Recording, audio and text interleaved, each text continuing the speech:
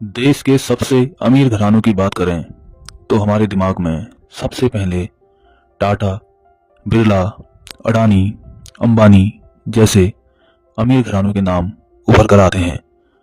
लेकिन आज से करीब आधी सदी पहले इस लिस्ट में एक नाम अपने पहाड़ से भी आता था।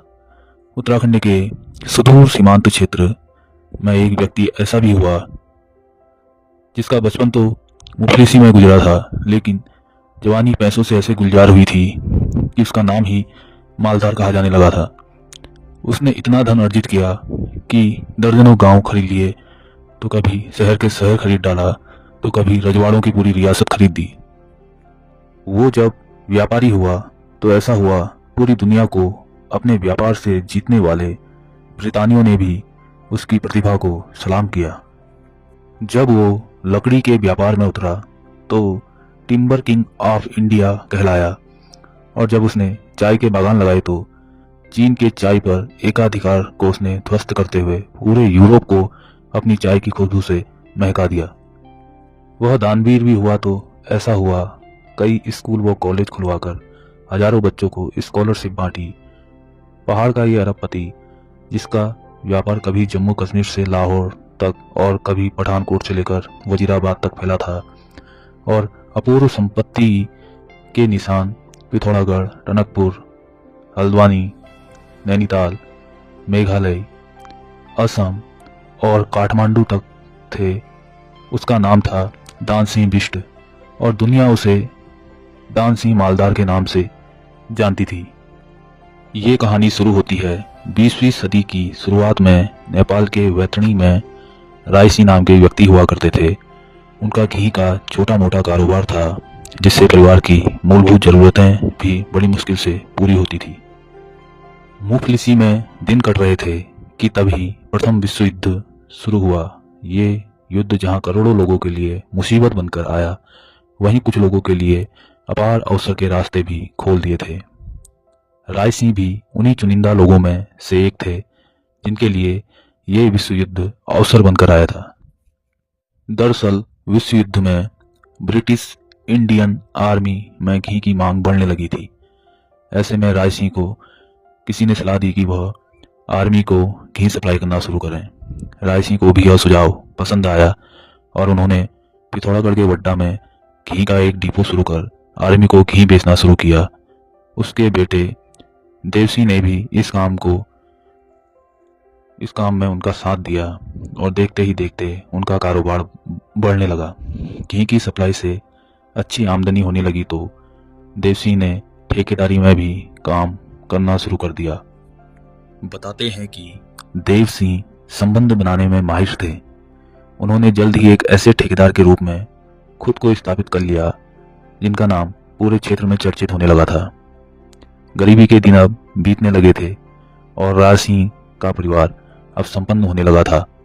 उनका बेटा देव सिंह ठेकेदारी से भी नाम कमा रहा था और धन भी। लेकिन इस परिवार का बुलंदियों पर पहुंचना अब भी बाकी था। इन बुलंदियों को छूने की शुरुआत तब हुई जब देव सिंह का पुत्र और राय सिंह के पोते दान सिंह व्यापार में उतरे। दान सिंह बिष्ट का जन्म साल 1906 में पिथौरागढ़ जिले के वड्डा में हुआ था, जहां उनके पिता और दादा कुछ साल पहले ही आकर बसे थे। 12 साल की उम्र में ही दान सिंह ने पढ़ाई लिखाई छोड़ दी थी। तब वह सिर्फ कक्षा 5 तक पढ़े थे। उनके पिता अब तक ठेकेदारी शुरू कर चुके थे और देश विदेश के व्यापारियों से उनके अच्छे संबंध बनने लगे थे। इन्हीं संबंधों के चलते दान सिंह एक ब्रिटिश लकड़ी व्यापारी के साथ बर्मा चले गए। इस व्यापार की बारीकियां सीखने लगे। कुछ समय बाद जब दान सिंह वापस लौटे तो उनके पिता ने अपने व्यापारिक जीवन का सबसे बड़ा दांव खेला। सन 1919 को उन्होंने ब्रिटिश कंपनियों से 2000 एकड़ का फार्म खरीदने के लिए कर्ज उठाया।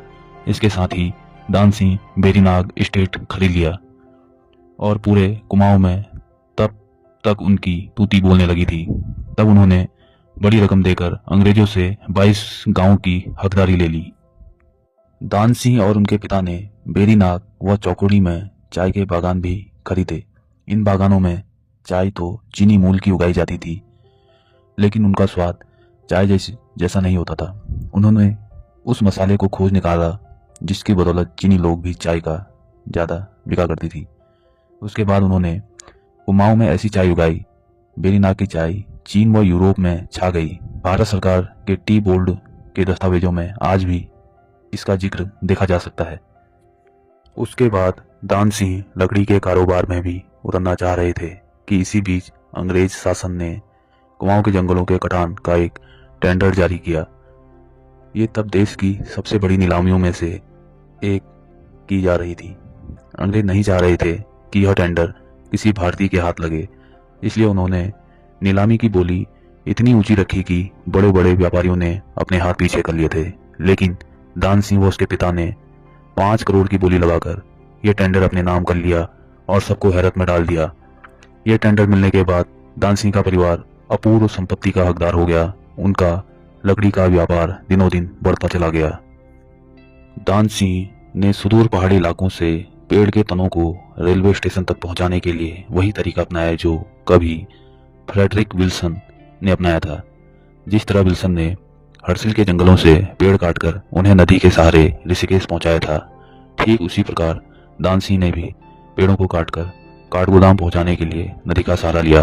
बल्कि काठगोदाम का नाम भी काठगोदाम तभी पड़ा जब दान सिंह बिष्ट ने वहां अपना लकड़ी का गोदाम यानी काठ का गोदाम बनाया। उससे पहले काठगोदाम का नाम चौहान पाटा हुआ करता था। दान सिंह इस वक्त तक दान सिंह मालदार के नाम से प्रसिद्ध हो चुके थे। उनके लकड़ी के डिपो सिर्फ काठगोदाम तक ही नहीं बल्कि लाहौर से वजीराबाद तक पूरी हिमालयी पट्टी तक दूर दूर तक फैल गए थे। कुमाऊं के तो लगभग हर निजी क्षेत्र में उनकी अपनी संपत्ति थी। दान सिंह जब भी किसी नीलामी में जाया करते थे तो अंग्रेज उनके लिए अलग से कुर्सी लगाया करते थे। कई अंग्रेजों से उनके निजी संबंध हो गए थे। इनमें से जिम कॉर्बेट जब भी रामनगर, नैनीताल या तराई क्षेत्रों में बाग मारने आया करते थे तो उस वक्त उनका रहना दान सिंह मालदार के वहीं होता था। जन कल्याण के लिए उन्होंने कई स्कूल खुलवाए, अस्पताल खुलवाए, धर्मशालाएं बनवाई और पहाड़ के बच्चों के खेलने के लिए मैदान तक तैयार किए। नैनीताल के डिग्री कॉलेज के लिए उन्होंने ही 12 एकड़ जमीन और 5 लाख रुपए दान किए। ये कॉलेज आज भी उनके पिता ठाकुर देव सिंह बिष्ट परिसर यानी डीएसबी कॉलेज कहलाता है। पिथौरागढ़ में अपनी मां व पिता के नाम पर सरस्वती देव सिंह उच्चतर माध्यमिक विद्यालय का भी निर्माण कराया था। साथ ही एक विशाल खेल मैदान भी बनवाया था। बेहिसाब धन अर्जित कर लेने के बाद दान सिंह मालदार ने अपनी राजनीतिक महत्वाकांक्षाओं को भी उड़ान देने की कोशिश की, लेकिन वह सफल न हो सके। इतिहास जब दान सिंह मालदार का मूल्यांकन करता है तो अक्सर उन पर पर्यावरण विरोधी होने के आरोप भी लगते हैं। लेकिन जिस तेजी से दान सिंह मालदार का उदय हुआ था, लगभग उसी तेजी से उनका साम्राज्य भी खत्म हुआ। उनके व्यापारिक साम्राज्य को पहला झटका तब लगा जब उनकी कंपनी डीएस बिष्ट साल 1956 में किच्छा में Bisht industrial corporation sugar mill शुरू करने का लाइसेंस लिया। उन्होंने इस कंपनी को चलाने के लिए बांग्लादेश से भारी मशीनें मंगवाई, लेकिन उनकी इन उम्मीदों को झटका तब लगा जब मशीनों से लदे जहाज़ों को कलकत्ता के बंदरगाहों पर उतारने की परमिशन नहीं मिली। मालदार एक दिन भी यह शुगर मिल नहीं चला सके और कुछ साल बाद उन्हें इनके सभी शेयर बेचने पड़े। बताते हैं कि यही घटना उनकी बीमारी का भी कारण बना। इस घटना के 1 साल बाद उनका देहांत हो गया। उनकी मृत्यु के बाद उनके उत्तराधिकारियों में दान सिंह मालदार जैसा कौशल नहीं था, लिहाजा उनका साम्राज्य सिमटता चला गया।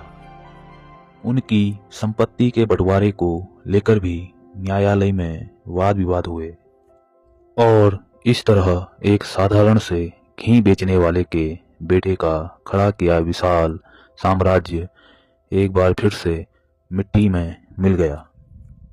तो दोस्तों, यह थे कुमाऊं के पहले अरबपति दान सिंह बिष्ट जी की कहानी।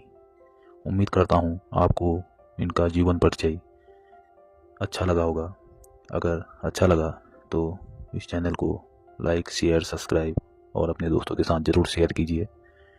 फिर मिलते हैं किसी नए रोचक तथ्यों के साथ। तब तक के लिए धन्यवाद।